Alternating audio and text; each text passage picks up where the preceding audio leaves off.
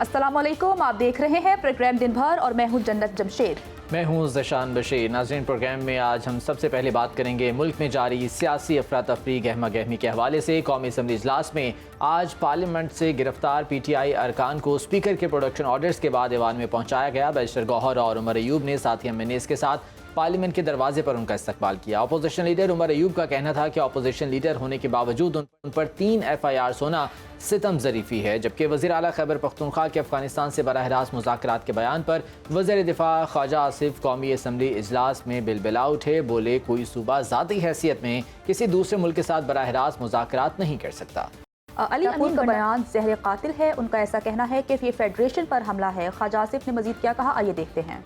CM KP का बयान आया है कि हम खुद जो है अफगानिस्तान से मुज़ाकरात करेंगे। ये फेडरेशन के ऊपर डायरेक्ट हमला है। कोई सूबा जो है वो किसी मुल्क के साथ डायरेक्ट मुज़ाकरात नहीं कर सकता। ये कॉन्टिन्यूशन है उसी खिताब की जो उन्होंने आज से 4 दिन पहले जो है जलसे में किया था। ये ज़हर कातिल है इस मुल्क के लिए, जिस रास्ते के ऊपर CM KP जो है खुद चल रहे हैं और साथ अपनी पार्टी को चलाने की कोशिश कर रहे हैं।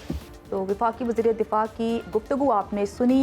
वज़ीर आला KP अली अमीन गंडापुर का इस हवाले से क्या कहना था, वो सुन लेते हैं।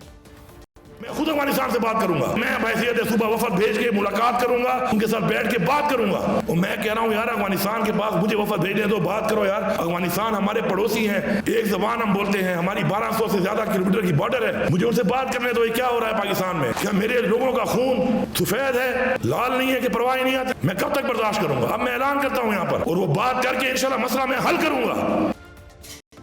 दूसरी जानिब बानी PTI ने भी ये कहा है कि अली अमीन गंडापुर ने सहाफ़ियों के हवाले से जो अल्फाज इस्तेमाल किए थे वो नामुनासिब थे, इस तरह से नहीं होना चाहिए था। इसी तमाम तर मामले पर बात करने के लिए हमारे साथ मौजूद हैं सीनियर तर्जियाकार राना मुबशर साहब। उनसे गुफ्तगू करते हैं। राना साहब, बहुत शुक्रिया आपके वक्त का।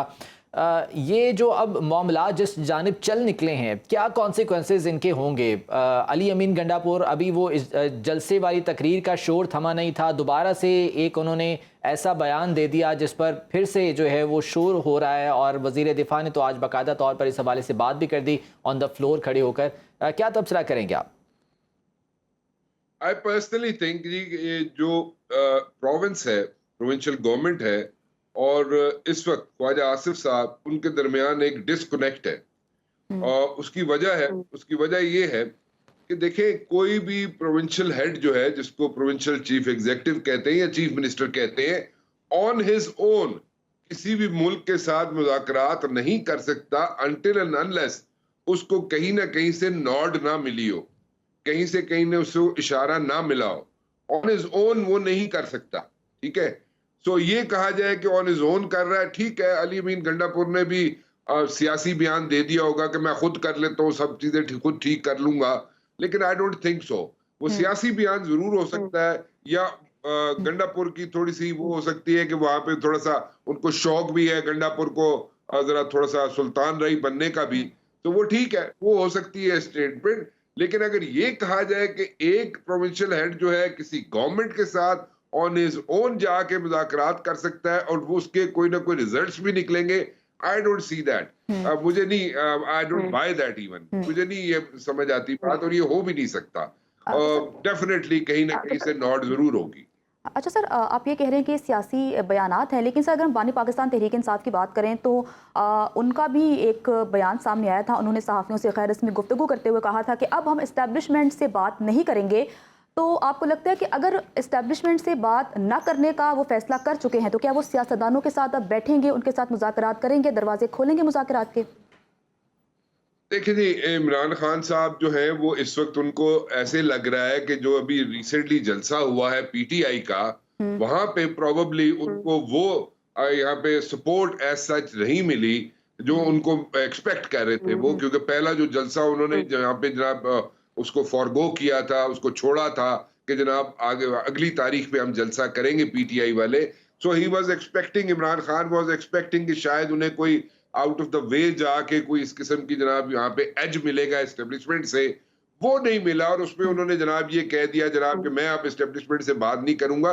आई personally think as a journalist, as a neutral journalist, I personally think कि that's going to be a mistake.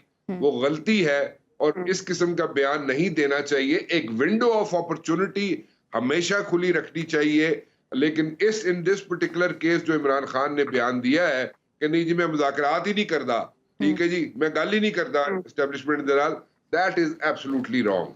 वो नहीं होता, सियासत में ऐसा नहीं होता, ऐसे नहीं होना चाहिए। राना साहब, कनेक्टिंग टू प्रीवियस क्वेश्चन, जो अफ़गानिस्तान से बात करने की जो है इस तरह की बातें की जा रही हैं, इससे पहले हमने देखा कि कौमी असम्बली में फजलुर रहमान साहब ने भी कुछ इस हवाले से गुफ्तगू की थी। उनका कहना था कि मैं खुद गया अफ़गानिस्तान, वहाँ पर जाके मैंने बात की, हमें मौका दें, हम मामलात ठीक कर सकते हैं।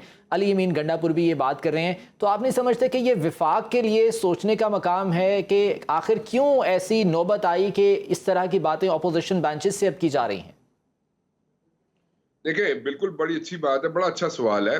देखिए अगर मौलाना फजलुर रहमान साहब खुद जाके वहां पे रह सकते हैं, काबुल में रह सकते हैं, अफगानिस्तान में रह सकते हैं और वहां पे जाके अपना असर रसूख इस्तेमाल कर सकते हैं और किसी न किसी नतीजे में पहुंच सकते हैं, let me put it this way, तो इसमें कोई बुराई नहीं है। सियासतदान है और मौलाना साहब के बारे में तो ये मशहूर है कि मौलाना साहब की सियासत वहां से शुरू होती है जहां से आम सियासतदानों की सियासत खत्म हो जाती है। लेकिन at the very same time I personally think कि ऑल दीज पॉलिटिशियंस जो एक डिफरेंस क्रिएट कर सकते हैं, एक डिफरेंस ला सकते हैं हमारे नेबरिंग कंट्री के साथ, और वहां पे जिस तरीके से उनकी टेरिटरी यानी कि अफगानिस्तान की टेरिटरी यूज हो रही है और यहाँ पे जनाब यहाँ पे अनरेस्ट क्रिएट किया जा रहा है पाकिस्तान में, एक तो ये खिलाफ वर्जी है। खिलाफ वर्जी कहाँ की है? देखिए एक एग्रीमेंट हुआ था, उस एग्रीमेंट की ये खिलाफ वर्जी है। जो एग्रीमेंट हुआ था जब विड्रॉ हुआ था अमेरिकन फोर्सेस का, और वहां पे दोहा में एक एग्रीमेंट किया गया था कि जो अफगान टेरिटरी है वो यूज नहीं की जाएगी टेररिज्म के लिए, किसी भी कंट्री के लिए। किसी भी कंट्री से अगर टेररिज्म होगा किसी भी कंट्री के अंदर और उसके जनाब यहाँ पे लिंक्स मिलेंगे अफगानिस्तान के अंदर, तो वो जनाब वो एक्सेप्ट नहीं करेगी, दुनिया एक्सेप्ट नहीं करेगी, कोई भी एक्सेप्ट नहीं करेगा, कोई भी स्टेट एक्सेप्ट नहीं करेगी उसको। सो अगर वो वायलेशन हो रही है जिसके शवाहिद मौजूद हैं, तो वो एक वो गलत है, वो वहां पे दोहा एग्रीमेंट की वायलेशन कर रहे हैं वो लोग अफगानिस्तान वाले। अगर उसके at the very same time अगर हम बैठ के कुछ सियासतदान हमारे पाकिस्तान के बैठ के अपना असर रसूख इस्तेमाल करके कोई ना कोई चीज ऐसी शेप अप कर सकते हैं जिससे हमारे मुल्क में थोड़ी सी टेररिज्म की जो वेव है उसको मेलो कर सकते हैं, तो व्हाई नॉट? अगर ये कर सकते हैं ये लोग, चाहे वो गंडापुर हो चाहे मौलाना फजलुर रहमान हो, उनको जनाब उनकी खिदमात लेनी चाहिए, उनको जनाब सामने लेके आना चाहिए। There is nothing wrong with it. कहां पे जाके हर जगह जाके एस्टेब्लिशमेंट कहां पे सर देगी? देखिए पॉलिटिकल जो साइड है, पॉलिटिकल साइड को भी टैप करना चाहिए, और अगर टैप नहीं करेंगे पॉलिटिकल साइड को टैप, तो वो जो है वो एक आई वुड से कि वो गलत स्ट्रेटजी होगी। पॉलिटिकल साइड जो है, पॉलिटिशियन जो है, जो असर्ट कर सकते हैं अफगानिस्तान के अंदर या कहीं पे भी, उनको बिल्कुल उनकी सर्विसेज जनाब उनको चाहिए कि उनकी सर्विसेज पॉलिटिकल जो लोग हैं उनकी खिदमात डेफिनेटली ली जा सकती हैं। इस हवाले से बहुत शुक्रिया। राना मुबशर तर्जयकार हमारे साथ मौजूद थे और इस बारे में सारे ख्याल कर रहे थे। तो नाजरीन, प्रोग्राम में आगे बढ़ते हैं, बात करते हैं कि स्टेट बैंक ऑफ पाकिस्तान ने मॉनेटरी पॉलिसी का ऐलान कर दिया है। बुनियादी शरह सूद में मज़ीद 2% कमी का ऐलान किया है। स्टेट बैंक ने बुनियादी शरह सूद में 200 बेस पॉइंट्स की कमी का ऐलान कर दिया, जबकि शरह सूद 2% कमी से 17.50% हो गई है, जो गुज़श्ता माह 19.50% थी। रवां साल 10 जून को शरह सूद 22% थी, जो 3 माह के दौरान कम होकर आज 17.50% हो गई है। शरह सूद में कमी की पाकिस्तानी मईशत पर किस किस्म के असरात मुरतब होंगे, मुख्तलिफ तबका फ़िक्र की जानिब से इस हवाले से बात भी की जा रही है। खुसूसन अगर आम पाकिस्तानी की बात करें तो वो महंगाई के हवाले बात करते हैं। एहसन मलिक साहब हमारे साथ मौजूद हैं, मौशी तर्जयकार हैं, उनसे इस हवाले से बात कर लेते हैं। एहसन साहब, बहुत शुक्रिया आपके वक्त का। 2% जो है वो कम की गई है इंटरेस्ट रेट, जो नया पॉलिसी रेट सामने आया है स्टेट बैंक की जानिब से। इसके पॉजिटिव असरात क्या देख रहे हैं आप पाकिस्तान की मईशत पर, और आम पाकिस्तानी को, आम शख्स को इससे क्या फ़ायदा हो सकता है? बिस्मिल्लाहिर्रहमानिर्रहीम। बात ये है कि बहुत अच्छी बात है, फाइन है कि 2% वैसे तो स्टेट बैंक के पास कुछ 6% का कुशन अवेलेबल था, वो 6% कर सकते थे, बट वो इतनी रैपिड वो डीप नहीं जाना चाह रहे थे, वो स्टेप वाइज चलना चाह रहे हैं, जो कि हमारी मैशियत के लिए भी ठीक है। तो इस वजह से ये जो 2% किया है, ये और जो इंडस्ट्री वाले हैं, जो बिजनेसमैन कम्युनिटी है, जितने भी ताजिर बरादरी है, उनकी डिमांड तो कम से कम 4 से 5% की थी, बट फिर भी वो कहते हैं कि चलो जो हो रहा है पॉजिटिव हो रहा है। 2% जो इन्होंने अनाउंस किया है तो बेहतर है, खुश आइंदा है, इससे बेहतर है को बिजनेसमैन कम्युनिटी के लिए। कुछ इन्फ्लेशन ऑलरेडी पहले कम हुई है, को पैसा बैंकों से बाहर आएगा, को बिजनेस एक्टिविटी जनरेट होगी तो बेहतर होगा।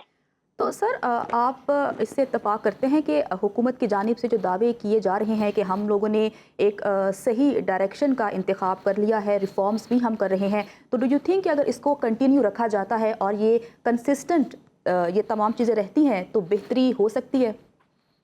नहीं, मैं ये बिल्कुल नहीं मानता, क्योंकि जब तक गवर्नमेंट अपनी पॉलिसीज को रिविजिट नहीं करेगी तब तक बेहतर चेंज नहीं आएगी। क्योंकि अगर आपने आज भी आप स्टोरी उठा के देखें न्यूज़पेपर्स की, तो उसमें भी मिनी बजट की आमद है, क्योंकि आपके एफबीआर से रेवेन्यू जो है टारगेट अचीव नहीं हो पा रहे हैं। हमारा आईएमएफ का जो प्रोग्राम है वो भी अभी थोड़ा सा स्टक हुआ है, एक फाइनेंसिंग गैप की वजह से, और दूसरा हमारे टारगेट अचीव ना होने की वजह से। तो इसमें जब तक एफबीआर और गवर्नमेंट पॉलिसी में चेंज नहीं लेकर आएंगे तब तक ये जमूत रहेगा। तो मेरी रिक्वेस्ट है आपके प्लेटफॉर्म से, फाइनेंस मिनिस्टर से, अली परवेज मलिक साहब से, चेयरमैन एफबीआर राशिद महमूद लंगड़ेयाल से, कि आप अगर अपनी पॉलिसीज को जितनी जल्दी रिविजिट करेंगे, चेंज करेंगे, उतनी जल्दी इकोनॉमिक एक्टिविटी स्टार्ट हो पाएगी मुल्क में। मतलब आप हर रोज एक ऐसा इशू पाकिस्तान में खड़ा हुआ होता है, मतलब अभी तक आपने लेट फाइलर वाला इशू आपने क्रिएट किया हुआ है, वो लोग उस अजाब से बाहर नहीं आ पा रहे। तो मतलब इमीडिएटली तो आपको लेट फाइलर वाला इशू खत्म करना चाहिए, उसके बाद आपको इमीडिएटली ओवरसीज पाकिस्तानी को जो आपने लेट फाइलर की कैटेगरी में डाला है उसको निकालना चाहिए। इसके लिए तो आपके ऊपर कोई आईएमएफ की तरफ से कदगन नहीं है, ये तो आपके इंटरनल इश्यूज है जिनको आपने सेटल करना है।